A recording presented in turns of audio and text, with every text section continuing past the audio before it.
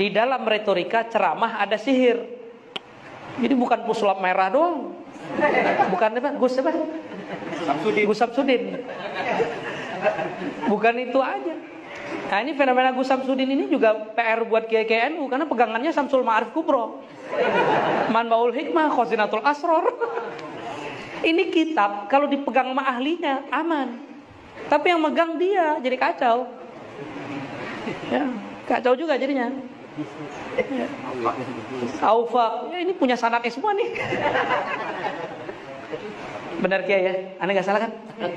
Wajahnya wajah-wajah wifik kan ini. Ya. Ini kitab-kitab biasa kita belajar dari lu, benar ya? Biasa kita ngaji di Jawa itu biasa. Bahkan ada di Sunan Derajat itu ada pesantren, Yai Ghafur kalau nggak salah namanya. Itu buka kajian Syamsul Ma'arif pakai YouTube. Artinya ilmu ini bukan lagi ilmu rahasia, sudah diilmiahkan, sudah bisa dijelaskan. Cuma orang yang takut ketakutan, ya. Yang nggak ngerti mengatakan ilmu-ilmu begini sihir. Jangankan begitu, ya. Pernah nggak lihat di video nama Ashabul Kahfi dihancurin pas lagi ruqyah? Pernah lihat? Pernah lihat nggak? Baru tahu ya. Jadi ada orang kesurupan, terus katanya jin yang di dalamnya, saya benci sama itu, ditunjuk sama dia. Ada nama Ashabul Kahf, tengahnya ada Kitmir. Akhirnya dihancurkanlah itu. Kok mau ya peruqyah dibohongin sama jin? Orang kesurupan itu belum tentu jin loh. Bisa jadi otaknya error. Orang kesurupan itu kebanyakan stres. Yang benar kesurupan itu kalau dia punya ilmu-ilmu aneh. Itu benar kesurupan, itu mengjin bersarang di badannya. Ya jari majrad dam.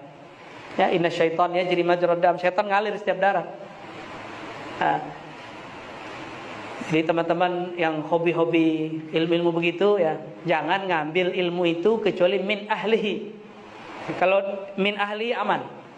Nah ini sayang nih kitabnya lagi diserang nih, ya. Diserang oleh Ustadz Fulan, ya. Saya nggak usah sebut nanti gunjingin orang. Baik. Nah ayat ini pembuka pengantar bahwa kajian-kajian atau haflah-haflah haul, insya Allah bagian daripada sunnah yang tersirat dalam hadis uzkurul maut, mengingat kematian. Tidak ada mati kecuali ada orangnya. Mengingat mati itu apa yang diingat? Orangnya bukan. Memang mati itu ada wujudnya. Betul ada wujudnya, tapi dia aradi. Ya, kalau belajar kitab akidah sifat 20 ada yang disebut jauhar, ada arad. Jauhar itu zatnya. Arad itu karakter atau sifatnya. Contoh nih. Kayak Syauqi ganteng nggak? Saya nanyanya bukan ke ibu-ibu ya. Ini aja deh, pinter. Pinter itu arad, karakter yang melekat. Di mana melekatnya pintar itu? Di tembok atau di orang? Orang. Atau di ini. Jadi kalau ininya numpuk 3, sorbannya itu orang pintar bukan? Keminter atau pintar benar belum tahu kita. Ternyata pakai serban, pakai kopiah, pakai rida, pakai sarung, bukan alamatul zakat. Ciri-ciri orang pintar enggak. Ciri-ciri orang pintar nanti kalau berkalam ketahuan. Ya, maka salah kalau ada dai-dai supaya orang trust bajunya dibagus-bagusin, ya. Sorbannya nggak apa-apa, kita juga punya sanad serban kok ya. Ntar kalau ada masaknya saya pakai serban, antum jangan kaget. Ya, sekarang belum, sekarang masih pakai kopiah hitam ya, biar bid'ah. Ya. Nah, jadi gagah, ganteng, jelek itu arad namanya. Sama mati itu juga begitu, sakit mati itu arad. Kalau orang sudah belajar mati sebelum mati, maka dia di saat kematian datang rasanya indah. Nah ini kalimat dua lafaz ini betul-betul menghibur ketika orang benar-benar membaca ayat ini. Kullu nafsin za'iqatul maut, setiap jiwa pasti mati. Setelah mati tuwaffawna ujurakum. Innama tuwaffawna ujurakum yaumal qiyamah. Barulah ini terjemahan maknawinya. Kalau engkau ingin mendapatkan balasan yang sempurna, matilah dahulu.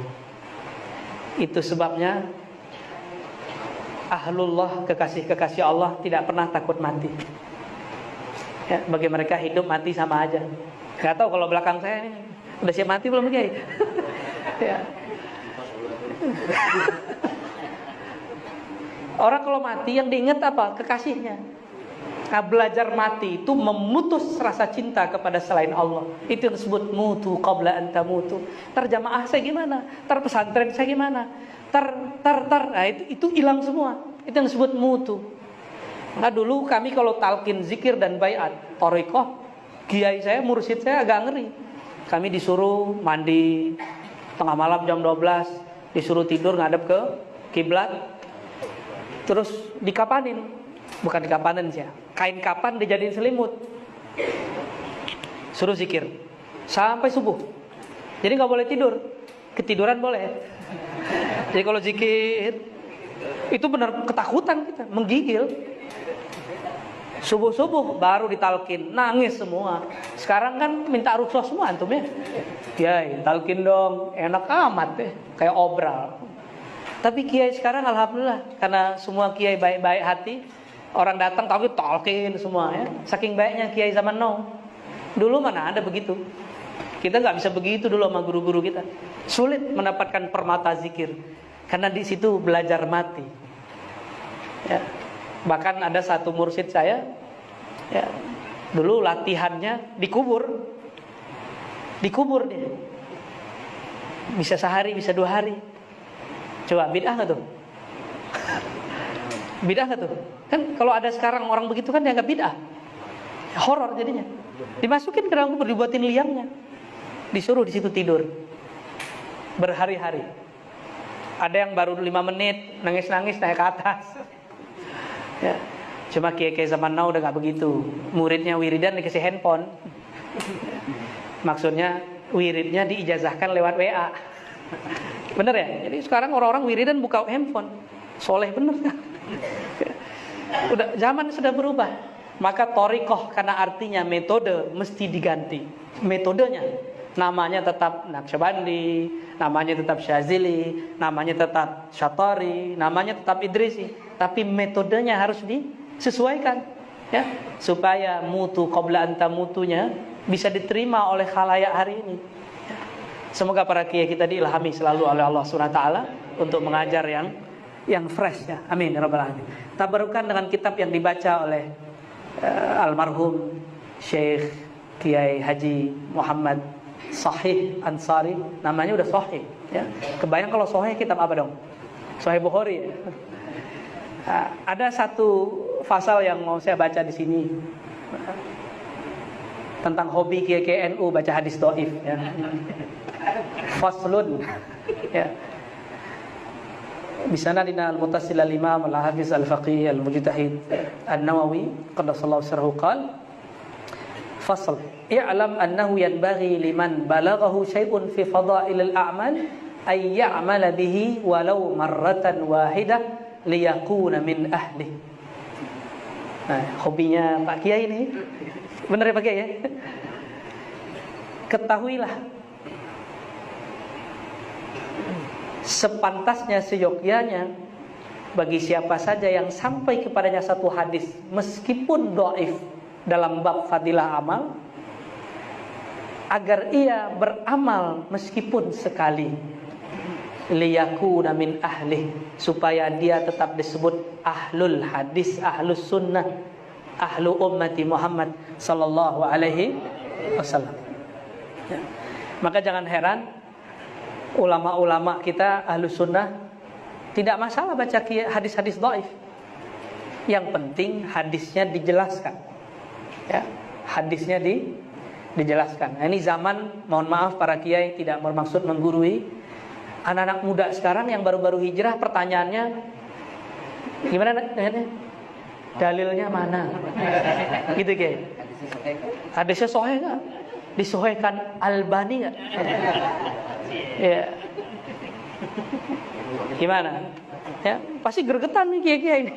Itu tidak dapat dijawab. Mang ente udah hafal alfiyah, nggak bisa begitu. Mang ente udah ngaji jurumiyah, nggak bisa begitu. Aneh udah 30 tahun di pesantren, nggak bisa digituin. Mesti disebutkan, betul ini hadis Sahih Bukhari dalam kitab ini. Bahkan sekarang lebih keren lagi, minta nomor dia. Biasanya kalau kita orang minta nomor ingatnya apa? Ya, togel. Sekarang canggih, nomor masuk ke kitab hadis. Padahal dulu kalau kita ngaji nggak ada tuh nomor. Bahkan dulu halaman nggak ada. Al-Quran kitab itu untuk nyambung dengan halaman berikut, di pojok bagian bawah disebutkan satu kata di halaman ujungnya yang ada di halaman berikutnya. Gak ada halaman. Halaman numerik itu semua muncul dari penerbit zaman now. Maka beda penerbit, beda nomor. Beda. Dulu saya ngaji di Menteng, ada satu masjid, udah jadi hotel sekarang tuh, nggak tahu tuh statusnya. Kita nyebutin Sahih Bukhari, kitab saya emang gak ada nomornya. Kitab Darul Fikr yang kuning zaman-zaman dulu, ya kayak gini warnanya, ya, kitab kuning. Tiba-tiba di pojok dia nggak ikut ngaji sama kita, dari tadi main handphone mulu. Giliran kita nyebutin hadis, telinganya, nah, oh dia senang hadis. Jadi kalau udah qala Rasulullah, telinganya, wah ini untungnya mereka, bagusnya mereka. Langsung nanya, hadis berapa Tan? Tat murtad, ya kan? Saya bilang, di kitab saya nggak ada nomornya. Apa kata dia? Ente kalau nggak tahu bilang aja. Loh, kok ngegas nih orang? Pas berdiri, lah sarungnya kurang panjang ya. Bukan pakai sarung dia.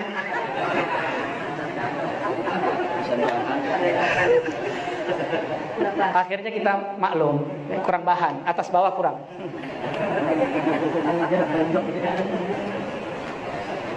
Dari dulu kita cuma ngamalin matan, nggak ada ngapalin nomor, apalagi halaman, nggak ada. Itu bid'ah semua itu ya. Walaupun boleh, ya. Uji-uji kecerdasan mah boleh, tapi nggak perlu sebenarnya. Yang penting hafal hadis tuh. Bisa nggak? Waladhdallin amin. Surat 33 ayat 1 sampai 7. Allahu Akbar. Nggak bisa. Yang penting hafal ayatnya. Coba ya tanya nomor ayat yang dibaca sama ustadz kita yang baca, tapi nggak tahu nomor berapa tadi. Tuh nggak tahu dia, pada hafiz. Berarti hafiznya sohe deh. Ya.